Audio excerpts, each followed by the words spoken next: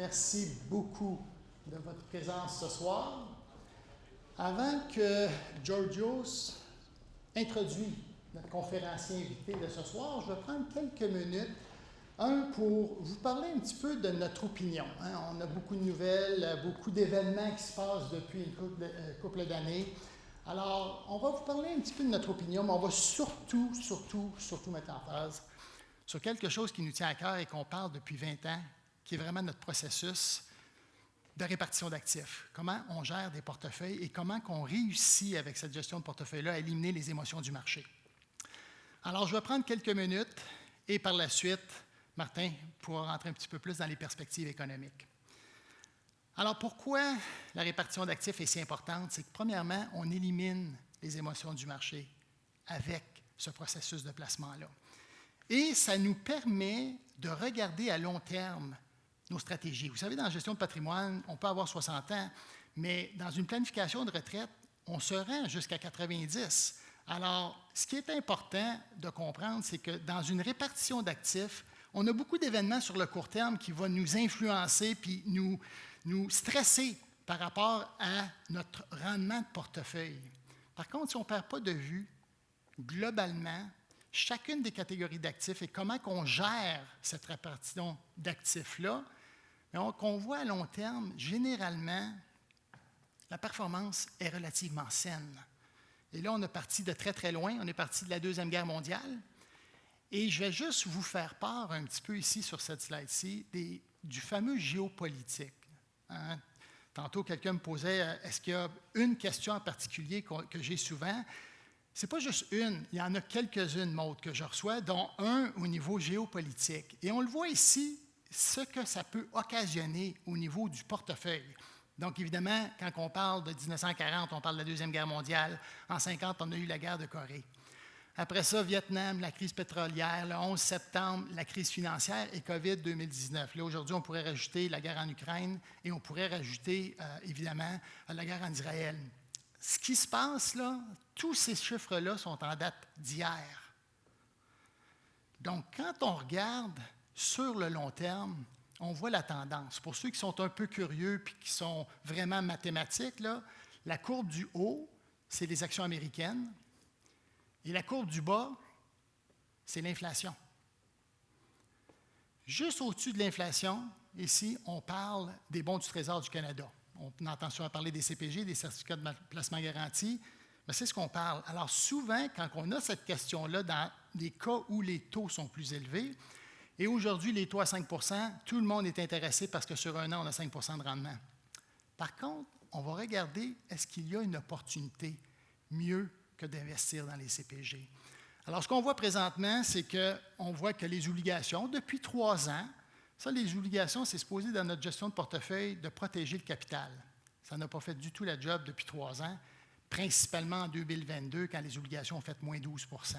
Alors, sur le court terme, il se peut qu'on ait un petit peu de douleur dans nos portefeuilles.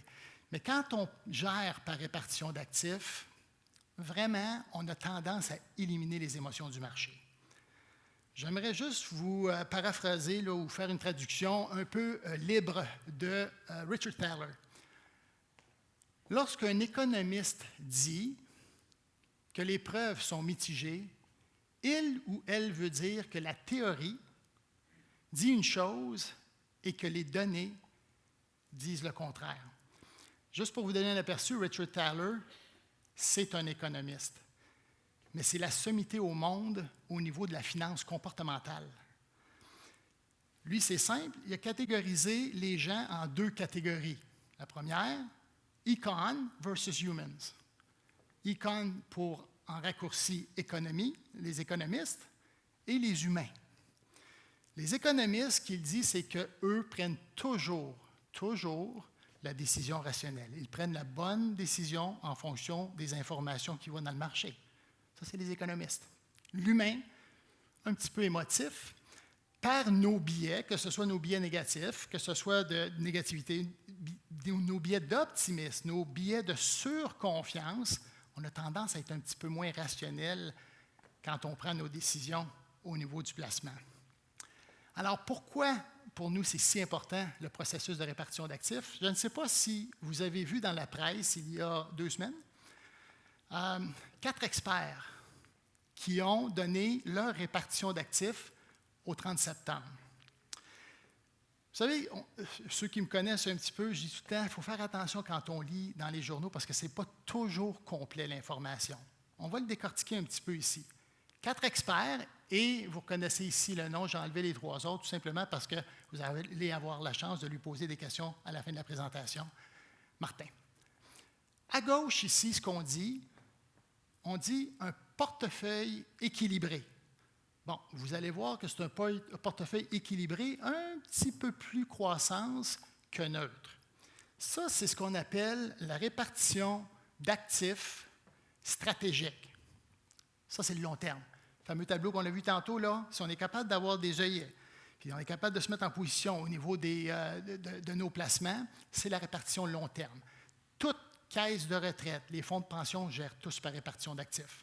Cette répartition d'actifs-là est beaucoup plus représentative d'une caisse de retraite qu'un individu probablement qui sera en train de décaisser.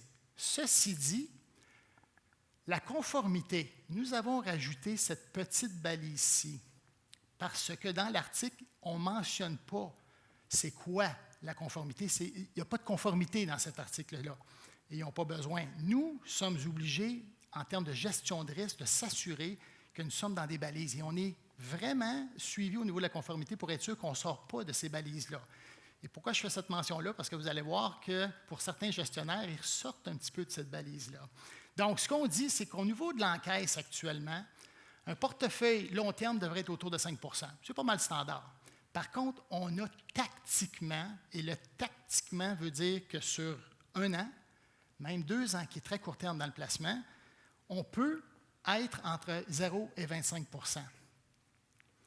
Au niveau des obligations, 35 %, on devrait être entre 30 et 65 % dans un portefeuille équilibré. Même chose au niveau des actions. Donc, dans un contexte économique, de ralentissement économique, où on est un petit peu plus insécure, bien, on va avoir un petit peu moins de variables et un petit peu plus de revenus fixes et d'encaisse. C'est ce que cette latitude-là nous donne, mais il ne faut pas sortir de ces balises-là. Et c'est vraiment une protection pour vous quand on fait ça. Donc, information overload, on reçoit énormément d'informations dans les médias et ce n'est pas toujours complet. Par contre, dans le contexte tactique à court terme, je voudrais juste vous faire mention, 4 experts qui, au 30 septembre, nous donnaient c'était quoi la répartition d'actifs. Regardez en liquidité, entre 8 et 20 %. Il y a quand même entre le minimum et le maximum des 4 gestionnaires 12 % de différence juste dans la gestion de l'encaisse. Au niveau des obligations, entre 15 et 37 %. Là, je prends le minimum et le maximum, puis vous pourrez regarder les 4 chiffres par la suite. Encore une fois, une bonne divergence tactiquement dans la philosophie des gestionnaires. Au niveau des actions américaines, canadiennes, entre 14 et 30 %, US entre 10 et 35 %. Au niveau international, ça varie entre 7 et 18 %, puis pour certains, le marché émergent à 1 %. Ce n'est pas quelque part qu'ils veulent investir, puis il y en a d'autres à 9 %. Vous voyez le range, l'écart entre chacun de 4 experts qui nous parlent de cette répartition d'actifs-là. Alors, cette répartition tactique-là fait en sorte qu'à un moment donné, quand on a la question « Oups, ce gestionnaire-là a moins performé que l'autre », c'est tout simplement qu'ils se sont positionnés un petit peu différemment. Alors, nous, ce qu'on essaie de faire, c'est qu'en fonction de toutes les informations, on suit la répartition stratégique et on va essayer de se positionner en plus ou en moins selon le positionnement du portefeuille. Alors, quand on est dans des marchés inconfortables, je vais le dire comme ça depuis 18 mois, on regarde toujours c'est quoi l'opportunité. Et là, au 30 septembre, vous avez vu la répartition d'actifs qui est très divergente d'un gestionnaire à l'autre. Quelqu'un qui a 15 % en revenus fixes, en obligations, et quelqu'un qui est un peu plus élevé va avoir tendance à être plus conservateur. Mais d'autres qui ont 30 % au Canada, puis qui a seulement 10 % au US, qui est le même gestionnaire, on va probablement croire plus au Canada qu'aux États-Unis. Et on a beaucoup d'opinions sur ces catégories d'actifs-là actuellement. Par contre, ce qu'on voulait vous montrer ici, c'est qu'en septembre, si vous avez regardé vos relevés de portefeuille en septembre, il y a eu une baisse. Et cette baisse-là provient de où? De toutes les catégories d'actifs. La seule place là, qu'on pouvait se protéger en septembre, c'est au niveau des encaisses. Ce qui nous a apporté au dernier trimestre, donc de juillet à septembre, une performance un petit peu fatigante quand on regarde nos relevés de portefeuille. Mais tantôt, je vous disais, il faut vraiment regarder ça sur le long terme. Est-ce qu'il y a opportunité? Et c'est surtout ça que je voulais vous mentionner ce soir. Vous allez avoir le tableau à date un petit peu plus tard dans la présentation. Ça, c'était le tableau qu'on suivait avant le 30 septembre, avant le mois de septembre, où les obligations ont un peu moins performé. Pourquoi aujourd'hui, on entend parler de l'inflation? On entend parler, est-ce qu'il va y avoir des hausses des taux d'intérêt ou pas? Et la Banque du Canada, aujourd'hui, a décidé de ne pas faire de hausse. Alors, à partir de ces informations-là, qu'est-ce qu'on fait? Est-ce qu'on augmente notre portion revenu fixe? Est-ce qu'on augmente notre portion cash? Et c'est ce qu'on veut faire dans notre répartition d'actifs. Mais en termes de gestion de risque, pour nous, ce qui est le plus important aujourd'hui, c'est notre positionnement, et on va arriver dans quelques minutes. C'est quoi le risque? Aujourd'hui, en fonction des rendements anticipés des obligations sur la prochaine année, l'augmentation des hausses de taux sur les 12 prochains mois. Souvent, je vais mentionner 12 à 18 mois. Mea culpa, depuis janvier, j'ai dit à tous mes clients, j'ai dit de 12 à 18 mois, on devrait avoir des baisses de taux d'intérêt. On est rendu au mois d'octobre, il n'y a pas eu encore des baisses de taux d'intérêt. Alors, je vais aujourd'hui être plus confiant de vous dire que dans les 12 à 18 prochains mois, il pourrait y avoir un petit peu de baisse de taux d'intérêt. Mais si je me trompe, ce tableau-ci, qui est vraiment des calculs faciles à faire, en fonction du contexte économique actuellement, c'est la gestion de risque que j'aime ici. Si 0 point de base, je veux le dire, c'est que les banques centrales n'augmentent plus les taux.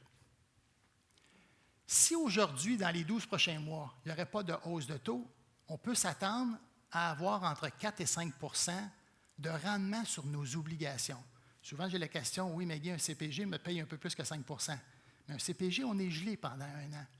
Ici, ce qu'on s'attend en termes de rendement, suite à la baisse des obligations l'année passée, c'est qu'on s'attend à avoir des rendements au niveau des obligations entre 4 et 5. Donc, un petit manque à gagner par rapport au CPG, mais une grande latitude et potentiel de rendement futur si deux choses se produisent. Le risque, c'est quoi? On va avoir des hausses de taux.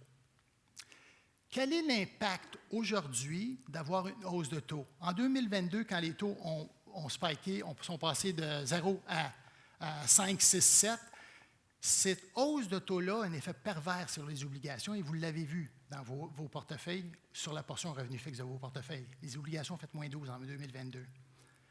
Ceci dit, regardez l'impact si effectivement on a une hausse de taux. Si on a une hausse de taux de 20 points de base, et souvent on va entendre dans les nouvelles c'est 25 points de base, mais si on a une hausse de taux, si je prends l'univers des obligations, puis là c'est vrai pour tous les types d'obligations qu'on a, mais si on prend une hausse de taux de 20 points de base, on va avoir un manque à gagner de 1,5 %. Donc, mon risque à la hausse, c'est que j'ai un manque à gagner. Un petit peu de douleur encore dans nos portefeuilles. Par contre, on parlait, les banques centrales, leur objectif, c'est de baisser les taux, baisser l'inflation à 2 %. Qu'ils le fassent ou pas, c'est correct. Mais en novembre dernier, on était à 6. Là, aujourd'hui, vous avez vu les derniers résultats, on est en bas de 4. Si on passe de 4 à 2, ça, c'est 200 points de base. Mais disons que c'est juste 100 points de base, que les taux baissent d'ici 12 à 18 mois. Regardez la dernière ligne. S'il y a des baisses de taux de 100 points de base, ça veut dire 1 %. Si les taux baissent de 1 %, finalement, on va aller chercher du rendement intéressant au niveau du revenu fixe. Et c'est pour ça que quand on fait une gestion de risque, et c'est pour ça que quand on parle de répartition d'actifs, c'est hyper important de suivre ce processus-là institutionnel qui fait en sorte que les caisses de retraite, les fonds de pension gèrent tout par répartition d'actifs. Et ça, dans les médias, autre que ce qu'on a vu sur les 4 gestionnaires, c'est très rare qu'on en parle. On va parler, par exemple, d'événements géopolitiques. Et là, vous avez vu, je n'ai pas voulu passer trop de temps, mais on pourrait y revenir à la fin si vous voulez qu'on en discute, mais Oui, il y a eu des périodes de récession depuis la Deuxième Guerre mondiale. Oui, il y a eu des événements géopolitiques qui, à court terme, ont un impact sur vos portefeuilles. Mais si on regarde par en avant et on dit pour le transfert du patrimoine, pour mon décaissement sur les 20 à 30 prochaines années, la tendance est haussière. Alors, tout simplement pour vous dire qu'on pense vraiment qu'aujourd'hui, dans notre positionnement, on veut être un peu plus conservateur. C'est notre répartition d'actifs au 30 septembre. Ça peut varier d'un client à l'autre, mais en général, on est très, très proche de ces montants-là. Je vais juste mettre un petit bémol. Ici, c'est qu'on est autour de 10 % de cash. En termes de revenus fixes, qui sont des obligations, ça, on a mis cette tarte-là, parce que quand vous recevez vos relevés de portefeuille, c'est la tarte que vous voyez. Les revenus fixes, il y a juste un petit bémol, parce qu'on a un produit qui tombe dans le revenu fixe qui est un peu hybride. Hybride veut dire qu'il tombe dans des stratégies alternatives. Tantôt, vous avez vu, dans l'article de journal, il n'y avait pas de portion autre ou portion alternative. Ce n'était pas pertinent que j'en parle. Par contre, cette section autre-là, les caisses de retraite, de plus en plus l'augmentent en pondération parce que c'est non corrélé au marché. Et ces produits-là ont deux objectifs souvent, c'est d'aller chercher un flux constant de revenus ou tout simplement d'aller protéger dans des marchés qui sont beaucoup plus volatiles. Alors, ce que vous voyez, c'est qu'on est sous-pondéré un petit peu au niveau du variable. Et souvent, les gens vont nous poser la question, mais pourquoi, Guy, tu ne mets pas tout ça en cash? Parce qu'on ne sait pas l'événement qui va faire en sorte, ou les bons résultats potentiels qui va faire en sorte que le marché boursier ou que les opportunités d'investir et d'augmenter notre pondération en revenus fixes vont nous donner du rendement à long terme. Georgios?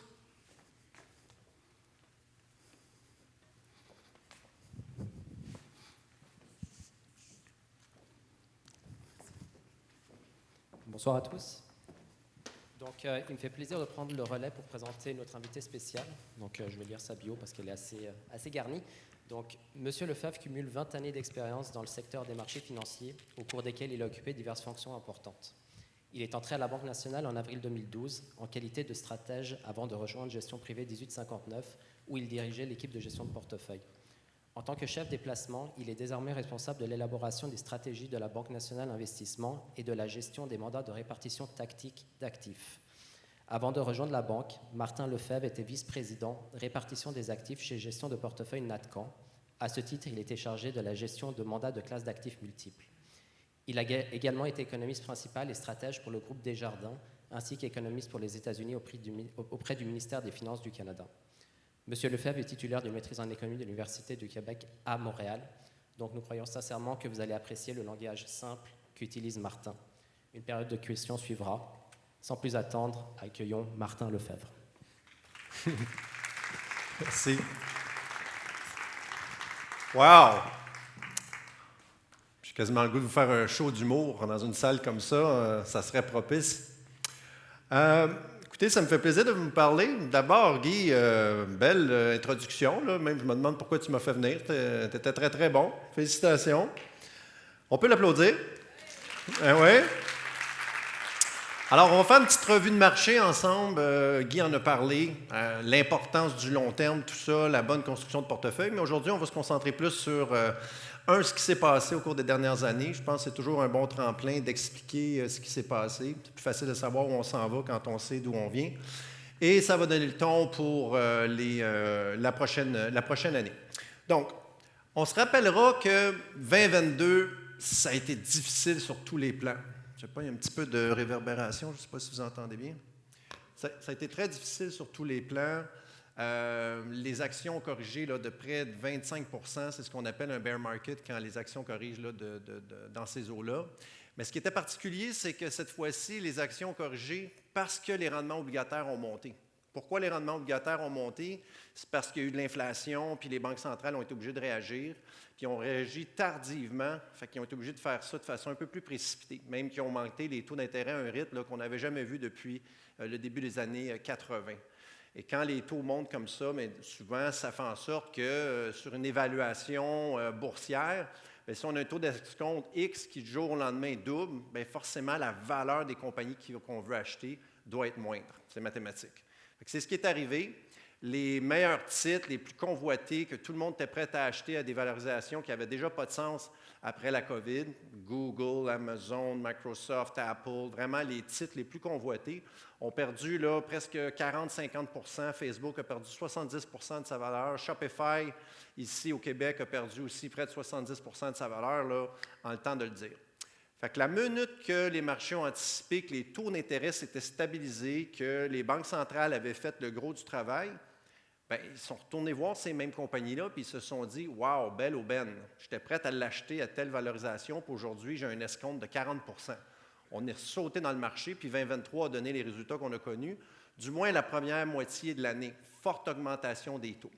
Donc, ce qu'on est en train d'escompter en ce moment sur les marchés, c'est un peu les signaux que nous envoient la plupart des banques centrales dans le monde, c'est qu'on va avoir ce qu'on appelle un atterrissage en douceur. Donc, c'est quoi un atterrissage en douceur? Bien, c'est les banques qui font en sorte de freiner l'économie. On veut ramener l'inflation vers les cibles, tout en faisant en sorte de ne pas provoquer de récession. C'est ça que les banques centrales nous disent. Et c'est un peu ce que notre graphique, la ligne bleue ici, qui représente le risque que les marchés sont prêts à prendre là, dans l'environnement actuel. Donc, quand ça monte, ça veut dire que les actions font mieux que les obligations. Puis, vous voyez que c'est très étroitement lié avec une augmentation de l'activité manufacturière. Ici, il faut faire attention parce que l'activité manufacturière a rebondi pour une raison principale aux États-Unis. On parle beaucoup des États-Unis dans les prochains graphiques que je vais vous montrer parce que c'est 25 % de l'économie mondiale, mais c'est 50 % des marchés. Si on comprend ce qui se passe aux États-Unis, on sait exactement ce qui va arriver au Canada, puis probablement aussi dans le reste du monde. Donc, on s'attarde beaucoup, beaucoup aux États-Unis comme investisseurs.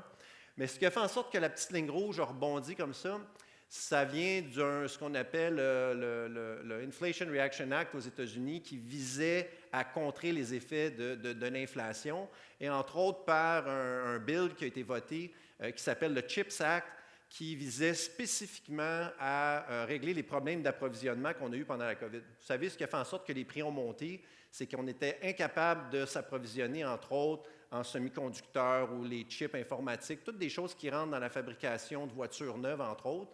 Et ça fait en sorte qu'un des plus gros contributeurs de l'inflation en 2021-2022, c'était les voitures usagées. Les gens ne pouvaient pas s'acheter de voitures neuves parce qu'il fallait attendre un an, presque même un an et demi avant d'avoir une voiture neuve. Donc, on se rabattait sur le marché usagé, puis on a vu des augmentations vraiment extraordinaires, même qu'une auto usagée, ça coûtait plus cher qu'une auto neuve si on n'était pas prêt à attendre. Donc, ça a visé vraiment à régler ce problème-là. Une chose est certaine, c'est que l'inflation a beaucoup, beaucoup ralenti. Ça a donné vraiment confiance aux investisseurs en 2023. On le voit durant les années qui ont suivi la COVID, forte augmentation, à la fois un choc au niveau de l'approvisionnement. On n'était pas, pendant la COVID, on était chez nous, on ne pouvait rien faire d'autre que rénover nos maisons, s'acheter des nouvelles télés, c'est à peu près tout ce que les gens ont pu faire.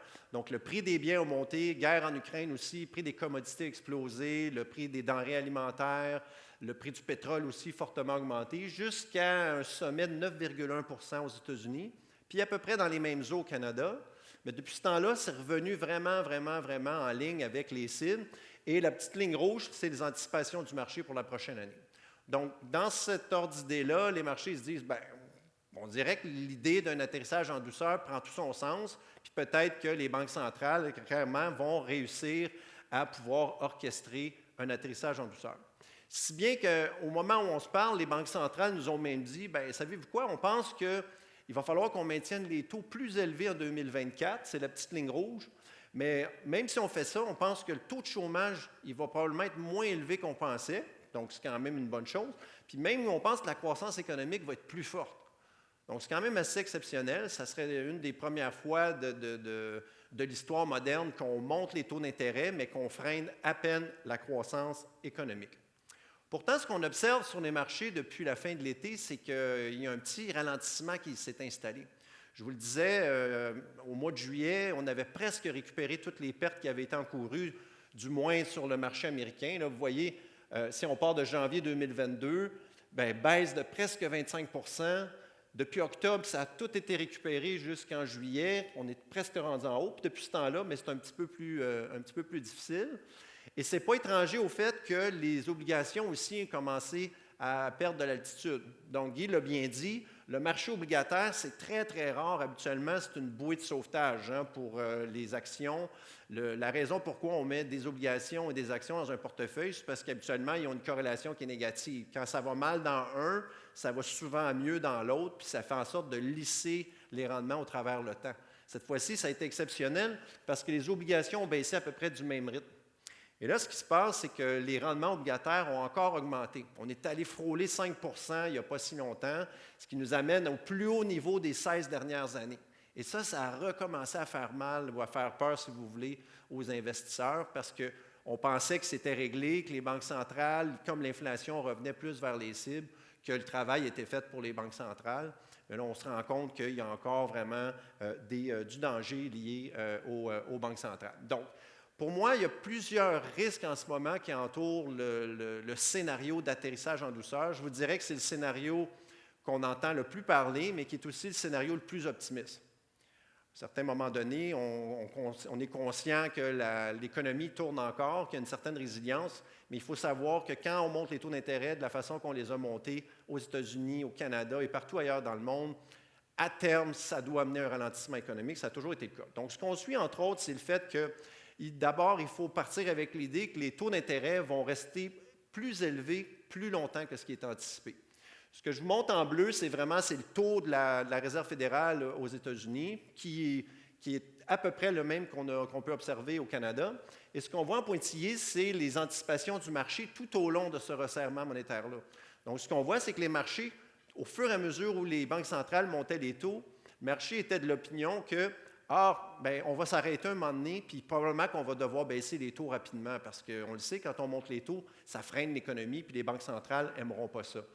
Mais le marché a vraiment été obligé de suivre la Réserve fédérale, puis vous voyez qu'aujourd'hui, on pense qu'il n'y aura pas de baisse de taux, selon les marchés, encore une fois, avant probablement le milieu de 2024. Donc ça change vraiment la donne là, pour les investisseurs. Et il y a fort à parier que la Fed ne lâchera pas le morceau, comme on dit en bon français, tant et aussi longtemps que l'inflation ne retournera pas rapidement vers les cibles. Là, je vous le dis, il y a un gros bout du chemin qui a été fait. On est bien content. Il y a une partie de ça qui est liée à ce qu'on appelle des effets de base.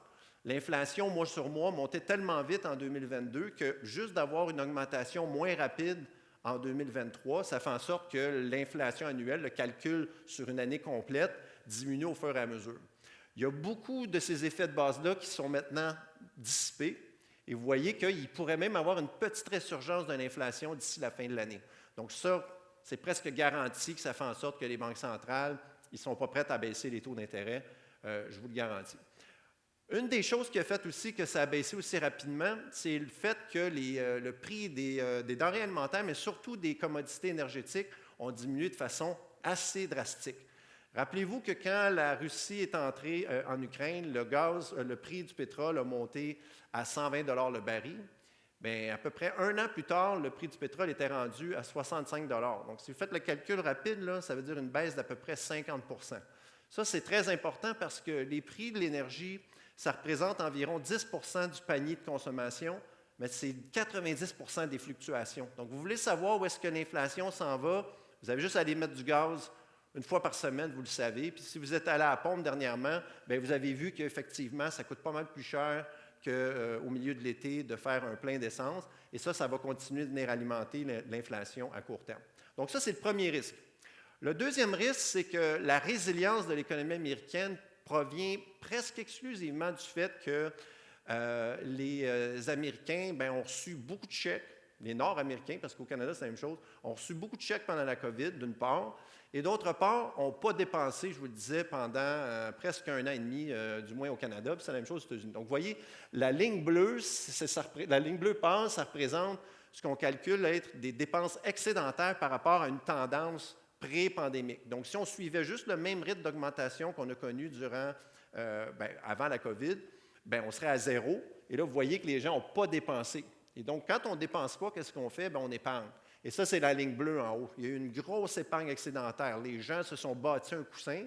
Et ce coussin-là, vous voyez que depuis, appelons ça janvier 2022, ça commence à diminuer. Donc, même s'il y a eu de l'inflation, les gens avaient tellement un bon coussin de l'épargne excédentaire qu'ils ont été capables de continuer de consommer au même rythme qu'avant la COVID.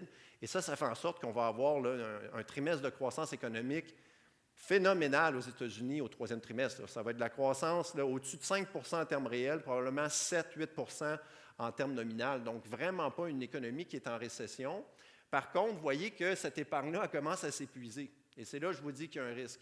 Parce que là, on consomme beaucoup, mais si on n'a plus d'épargne excédentaire ou de coussins, puis que ça commence à être plus difficile, bien là, les gens vont commencer à être prudents. Et donc, le calcul du PIB, c'est toujours de la valeur ajoutée. Et pour faire mieux que le trimestre actuel, il va falloir qu'ils dépensent encore plus au quatrième trimestre ou en 2024. Puis je vois difficilement ça arriver au cours des prochains mois, voire les prochains trimestres. Donc ça, il faut garder ça en tête. Taux d'intérêt plus haut, probablement plus de prudence de la part des consommateurs. Tantôt, en introduction, je vous parlais du CHIPS Act.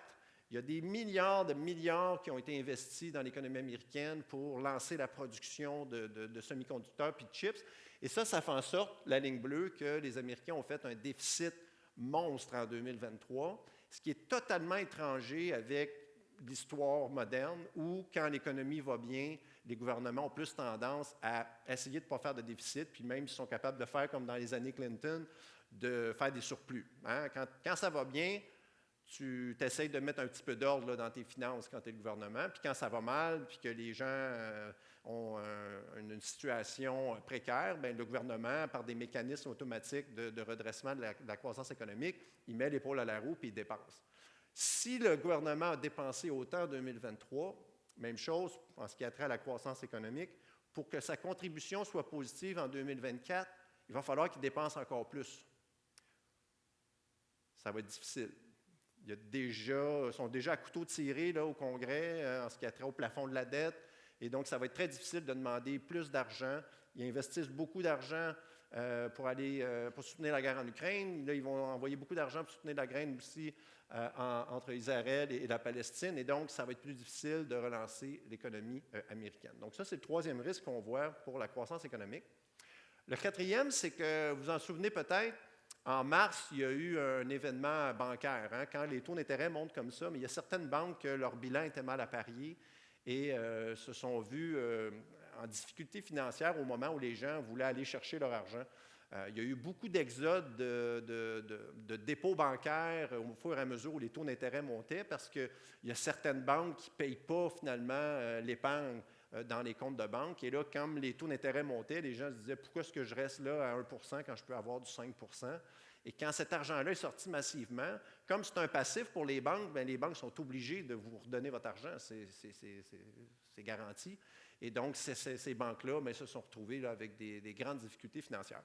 Donc, les banques ont commencé à être beaucoup plus prudentes. Que ce soit aux États-Unis ou au Canada, les banques sont frileuses. Ils veulent s'assurer que s'ils font un octroi de prêt, qu'ils vont avoir leur argent. Donc, on prête uniquement à des gens qui ont un bilan excessivement solide. Et vous voyez la ligne bleue, là, ça, c'est le resserrement, c'est le nombre de banques qui disent qu'ils ont resserré leurs conditions de prêt aux États-Unis. Et c'est la même chose au Canada. Et vous voyez qu'on est déjà à un niveau qui habituellement mène à un ralentissement économique, voire pire, une récession. Donc, d'un côté, les banques prêtent moins, puis de l'autre bord, comme le loyer de l'argent a augmenté, les taux d'intérêt, bien, les gens ils pensent à 2 fois avant d'aller chercher un prêt additionnel. Donc, les banques prêtent moins, les gens demandent moins de prêts. Bien, vous me voyez venir, ça va être difficile d'imaginer que la consommation va être supérieure à ce qu'on a eu en 2021 et en 2022. Donc, il faut s'attendre à un ralentissement. C'est déjà visible au Canada, je vous dirais, l'impact des taux d'intérêt se fait sentir beaucoup plus profondément que ce qu'on a pu voir aux États-Unis jusqu'à maintenant. Les États-Unis ont eu l'aide du gouvernement, comme je vous le disais, avec le fameux CHIPS Act, entre autres, qui a relancé l'activité manufacturière. Mais je pense qu'à terme, si tout va rentrer dans l'ordre, un cycle, ça peut être très long. Souvent, c'est de 12 à 18 mois avant que la première hausse de taux d'intérêt se fasse sentir son plein effet. Et donc, on est encore dans cette fenêtre-là. Ça ne veut pas dire pour autant que la récession va être sévère, mais quand même, il faut être prudent, je pense, dans notre positionnement.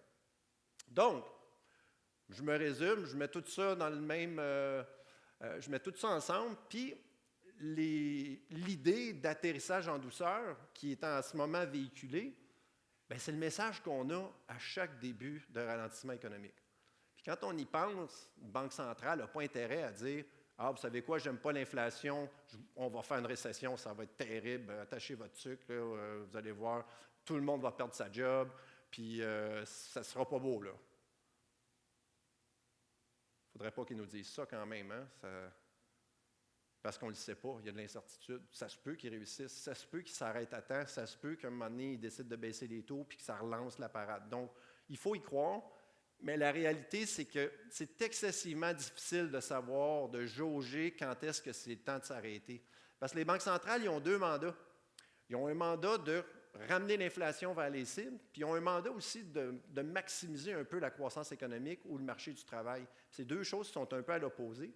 Puis l'inflation, c'est une variable aussi qui est retardée. Ça prend du temps, comme je le disais avant, que la politique monétaire fasse son effet, son plein effet sur l'inflation. Et donc, ils veulent s'assurer que ça s'en va dans la bonne direction. Ça s'en va dans la bonne direction, mais ils trouvent que c'est encore un peu trop élevé. Là, ce qu'on a su ce matin, la Banque du Canada, elle a encore une rhétorique un peu, on dit hawkish dans le jargon, là, c'est-à-dire contre l'inflation.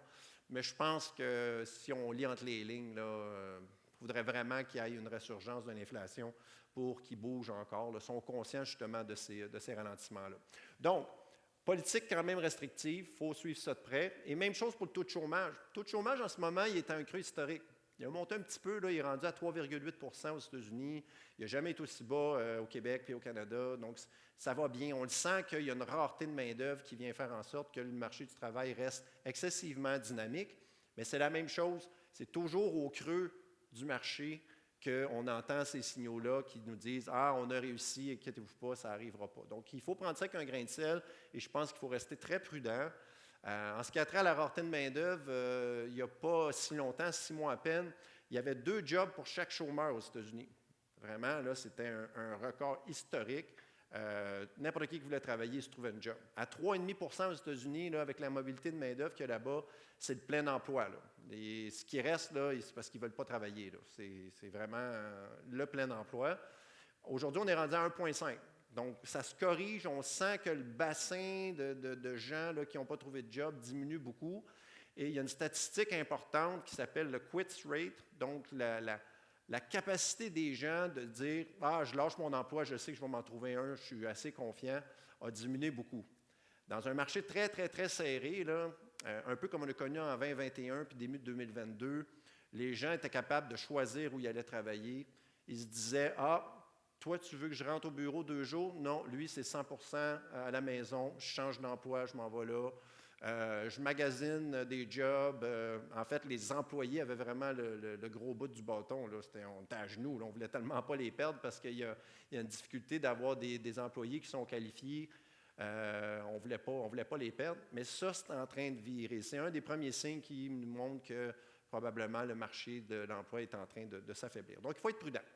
Donc, je mets tout ça ensemble et on a un petit indicateur maison qui nous permet de savoir si c'est le temps de prendre plus de risques ou d'en prendre moins, qui départit entre les signaux du marché, c'est-à-dire le momentum de marché, les valorisations, tout ça, et les indicateurs précurseurs ou les signaux avancés que des mises en chantier, par exemple, des permis de bâtir, des demandes initiales de chômage. Il y a toutes sortes de statistiques l'inversion de la courbe des rendements, qui peuvent nous donner une idée si l'économie va ralentir ou si elle est sur le point de s'accélérer. Et là, ce qu'on a mesuré, c'est que l'écart entre ces 2 signaux-là n'a jamais été aussi élevé. La dernière fois qu'on a eu un écart aussi élevé, c'était en août 2007 puis en septembre 2000, les 2 autres récessions qu'on a eues en Amérique du Nord. Et donc, pour nous, même si ça se peut que ça continue de monter, on s'est dit, bon, pourquoi prendre le risque? On a déjà eu quasiment un rendement de 20 % sur les marchés en 2023. Tant mieux, on va prendre des profits. C'est quoi le potentiel ou l'espérance que ça remonte encore versus l'impact que ça aurait si ça se mettait à baisser? Et donc, on s'est mis à calculer ça. Et finalement, ce qu'on s'est rendu compte, c'est que les investisseurs aujourd'hui ne sont pas compensés pour prendre le risque. La raison pourquoi les gens investissent en actions, c'est parce qu'il y a un rendement espéré additionnel sur des actifs plus sécuritaires comme les obligations. Sur une base historique, ça a toujours été le cas.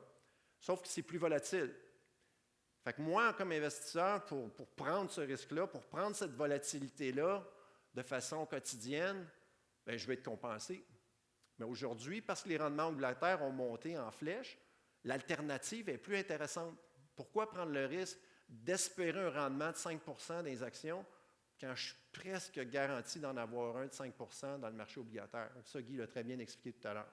Donc, pour nous, oui, à court terme, il y a des risques de turbulence. Ça se peut que les taux montent encore. Nos modèles nous disent que ça se pourrait que ça monte un peu, mais la valeur intrinsèque en ce moment, liée à toutes les statistiques économiques, nous dit que non, on est probablement à un sommet au niveau des taux d'intérêt. Et bon, c'est mathématique, là, mais quand on se trouve à des divergences comme ça, qu'on dit de 2 écarts types sur les marchés, souvent c'est un bon point d'entrée pour les investisseurs. Donc, je reviens avec cette table-là qui est mise à jour en date du 23 octobre, puis vous voyez que le rendement, Guy l'a dit, les taux ont même monté. Là. Donc, si on prend une stratégie corporative canadienne, il y a des très bonnes compagnies, même dans la difficulté, qui ne feront pas faillite, ne feront pas défaut sur leurs paiements, sur leurs obligations. Si les taux ne bougent pas pendant un an, on a du 6,2 %. Si on a raison puis que les taux baissent parce que les banques centrales vont annoncer qu'ils vont baisser les taux, ils n'ont même pas besoin de les baisser. Hein. Le marché obligataire va transiger ou va se comporter en avance sur ce qui s'en vient au niveau des banques centrales. Bien, la minute que les taux baissent, ce rendement-là, qui est déjà quand même assez intéressant dans une optique où l'environnement est plutôt incertain, pourrait rapidement générer en plus des gains en capital. Et même, il y a des stratégies qui sont super intéressantes dans le marché obligataire aujourd'hui, contrairement à ce qu'on a connu dans les 10 dernières années. Dans les 10 dernières années, le rendement à maturité était super faible. Ça voulait dire qu'on achetait à forte prime des obligations qui avaient des coupons élevés. Puis c'est le coupon qui est taxable. Fait que sur un plan fiscal, c'était pas bon d'acheter des obligations. Bien, du moins, c'était moins intéressant que ça l'avait été par le passé. Aujourd'hui, c'est l'inverse. On a des rendements à maturité super élevés, des petits coupons taxables. On achète ça à escompte. Et donc, c'est le meilleur des deux mondes en ce moment. La plupart de nos portefeuilles clients sont investis de façon surpondérée dans les obligations et ça s'est fait au détriment des actions sur lesquelles on a pris des profits là, au cours des derniers mois. Donc, on est prudent. C'est un peu le message qu'on dit à nos clients. Évidemment, il faut rester investi parce que si vous regardez ce qui s'est passé au début de 2023, peu de gens avaient prévu qu'il y aurait un rebond aussi marqué. À terme, la chose la plus importante, ça va être d'être investi quand le marché va rebondir. Il n'y a personne ici qui peut dire avec certitude quand est-ce que ça va se passer. Mais ce qu'on sait, c'est que quand ça va arriver, souvent le début d'un nouveau cycle, c'est la période la plus importante pour être investi. Puis évidemment, on veut être là pour vous. J'ai donné beaucoup d'infos rapidement, mais j'espère que ça a pu générer quelques questions. On va essayer d'y répondre si jamais vous en avez. Merci beaucoup. Merci. Je ne sais pas si votre tête spin un petit peu, là, mais c'est Martin. Est-ce qu'on a des questions pour Martin? Et pour Guy? Et pour nous. C'est ça. Oui. Juste pas. Oh.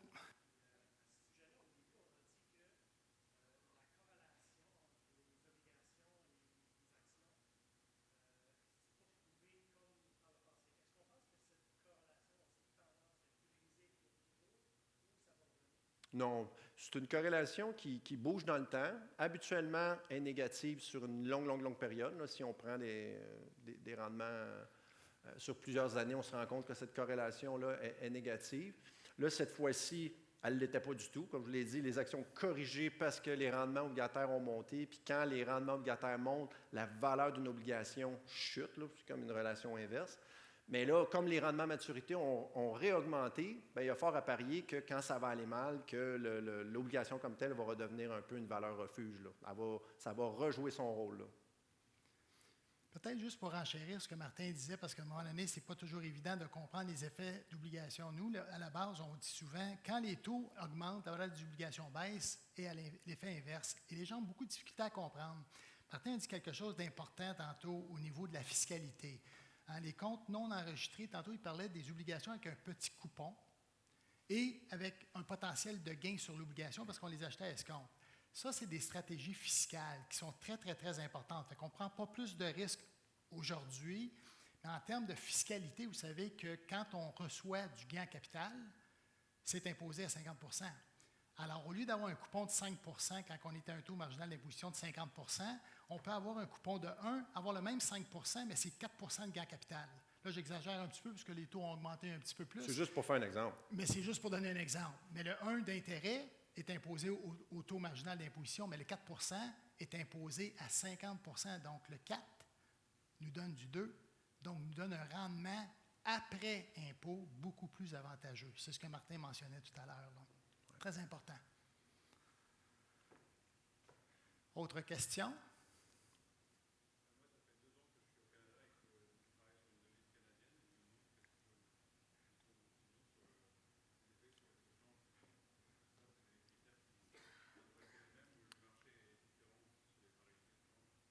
Non, non, 100%. On regarde ça évidemment de très près.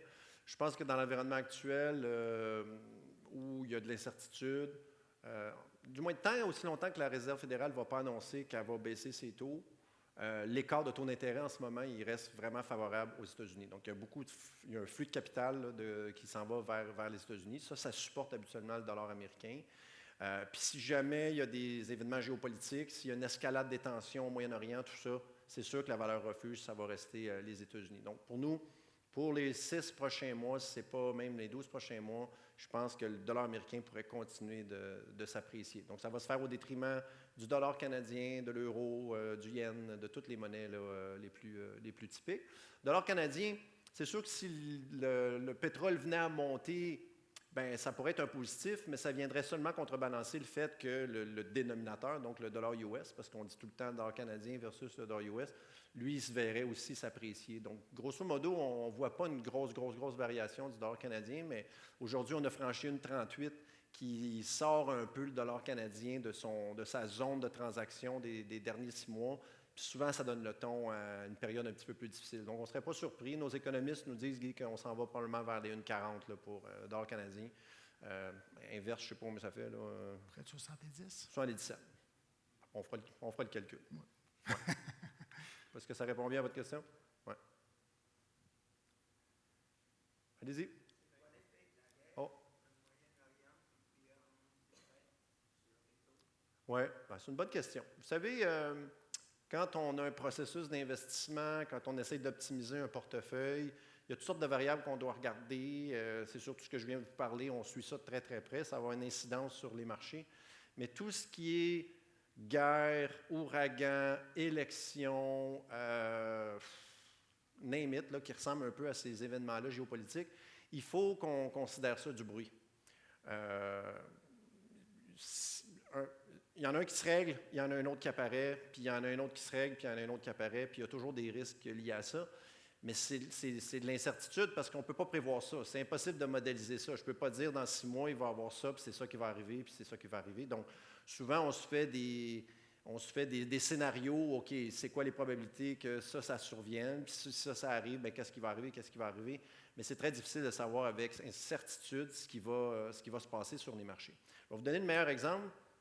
Les marchés en février 2022 étaient très, très, très nerveux quand Poutine a stationné ses tanks sur la frontière ukrainienne. La minute qu'il est rentré, les marchés se sont mis à monter.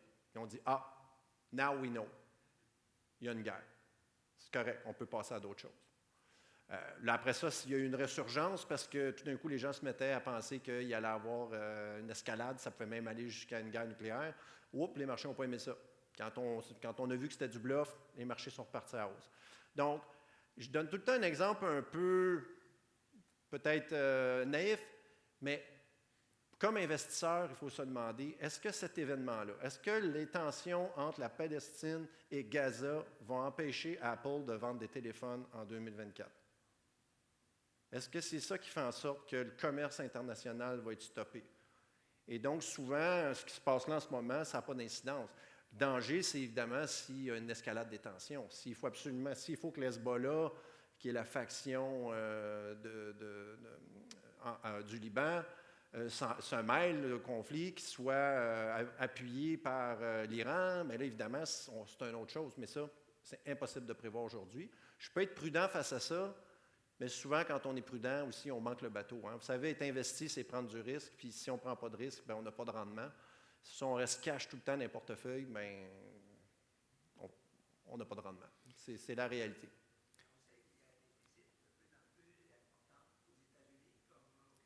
Oui. Oui.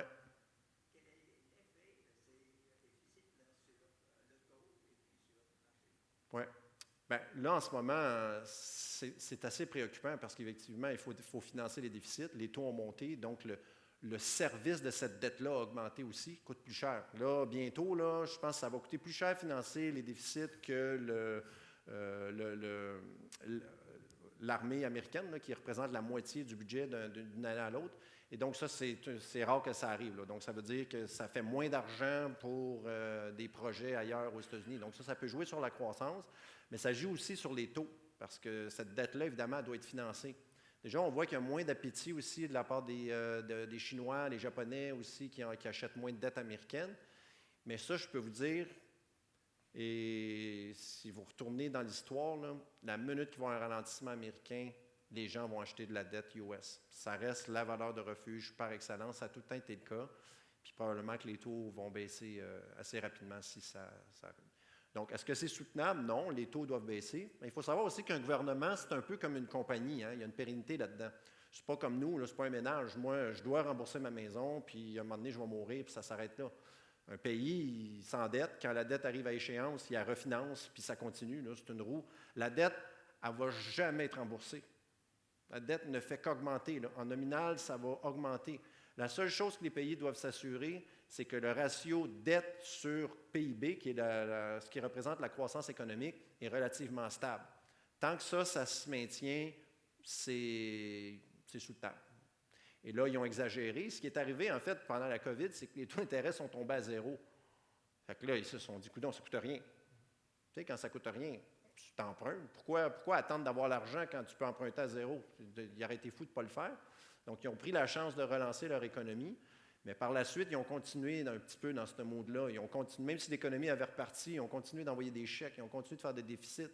Et là, ils relancent l'économie à un moment où ils n'en ont pas vraiment de besoin. Même ça va à l'encontre de ce que les banques centrales essayent de faire. Les banques centrales essayent de freiner l'économie pour que l'inflation ralentisse, puis les gouvernements, que ce soit Legault, que ce soit Trudeau ou que ce soit Biden, ils nous envoyaient des chèques pour que ça ne paraisse pas qu'il y a de l'inflation. Tu sais, c'est des choses qui se contrebalancent puis qui, en fait, ne font pas de sens sur un plan académique et économique, mais ils l'ont fait pareil. Donc, pour moi, tout ça, ça rentre dans la balance de risque.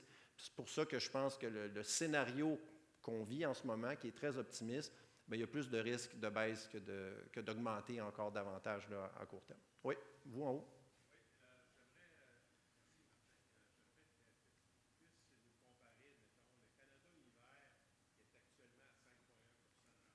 Mm-hmm.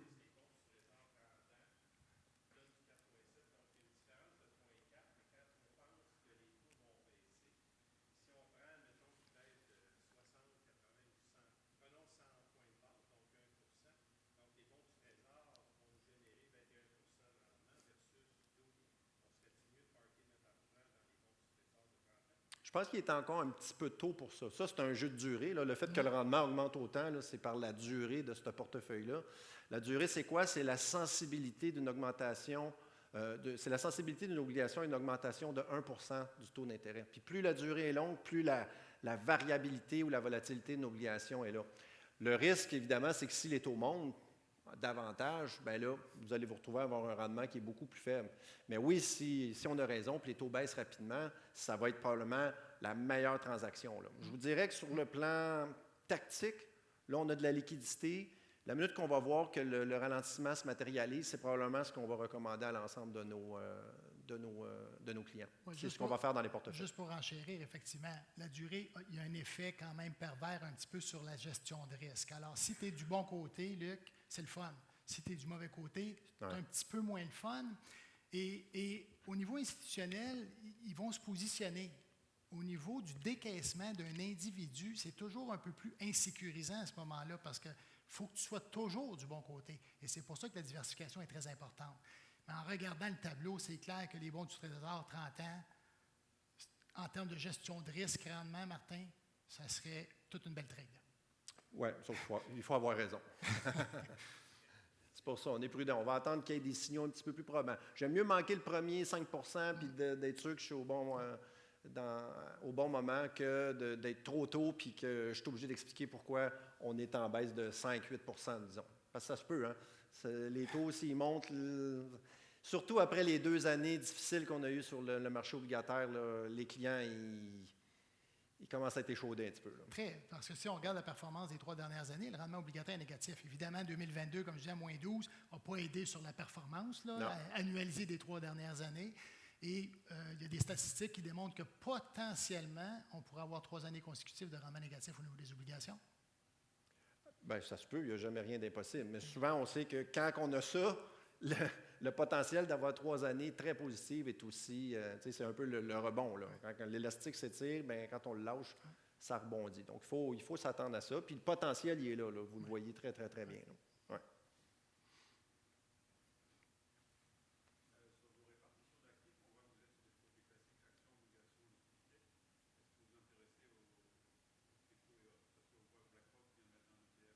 Non, à la banque, on n'a pas de possibilité de mettre de crypto dans les portefeuilles des clients. Non.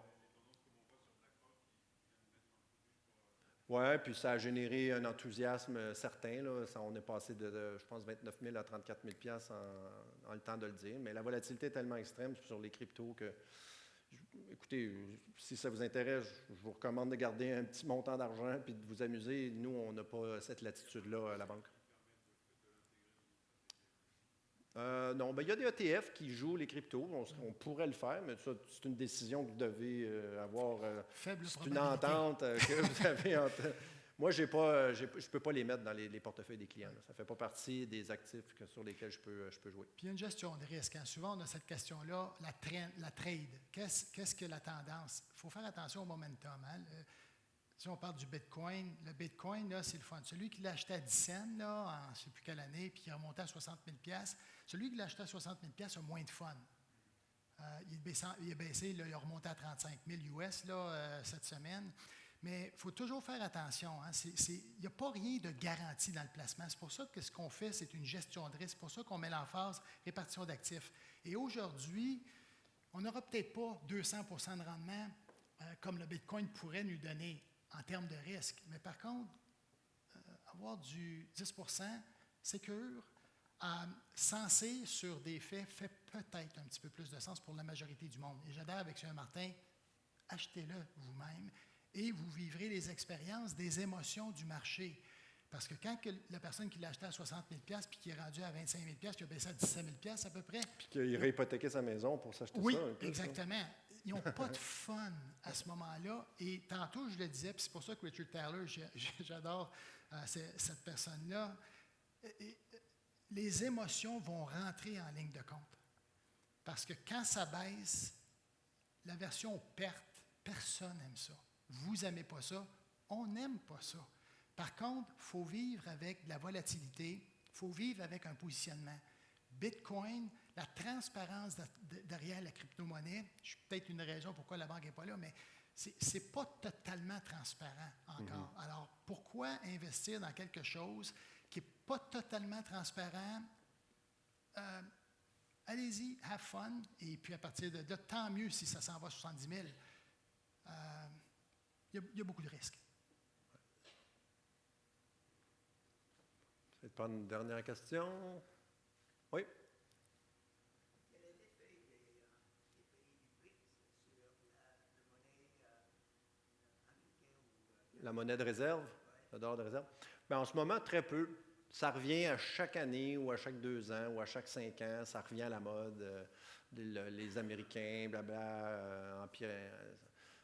Il faut que ça se termine. Puis c'est vrai qu'on voit il y a un peu moins de dollars américains. On n'est pas au pic. Là. À un moment donné, ça représentait 70 % de toutes les transactions de commerce international, là, le dollar américain. C'est un petit peu moins aujourd'hui. Donc, on voit que les autres devises deviennent un peu plus importantes. Mais vous savez, pour prendre le rôle de valeur réserve, encore une fois, on parle de transparence, mais tu sais, ça peut être difficilement le yuan chinois, il est pégué au dollar américain. Donc, il va falloir qu'ils ouvrent leur marché, il va falloir qu'ils libéralisent tout le marché avant que les gens aient confiance dans cette monnaie-là. Même s'ils font une espèce de joint venture avec la Russie, avec l'Iran, je veux dire, il n'y a pas personne qui va vouloir embarquer dans ça, là, c'est presque impossible. Et donc, pour nous, la monnaie qui va demeurer la plus transigée, ça doit demeurer le dollar américain. Là. Il y a très peu de chances que ça change là, au cours des... Après moi, je vais finir ma carrière, puis ça va être assez. Là. Tant qu'il y a des obligations. Ouais. S'il n'y a pas d'autres questions, Martin, merci infiniment Merci tout le monde. de ton temps. Et j'aimerais tout simplement, on ne peut pas partir tant aussi longtemps avant de remercier l'équipe. On tient vraiment à remercier Claudine, Myriam, Valérie, et je vais me permettre de rajouter Kim, qui nous a donné un petit coup de main au niveau de la salle. Alors, merci vraiment à l'équipe. Sans vous, on n'est rien. Alors, merci à tous, et on sera disponible pour quelques questions à l'entrée. Alors, merci d'être venus et de vous être déplacés. Bonne soirée.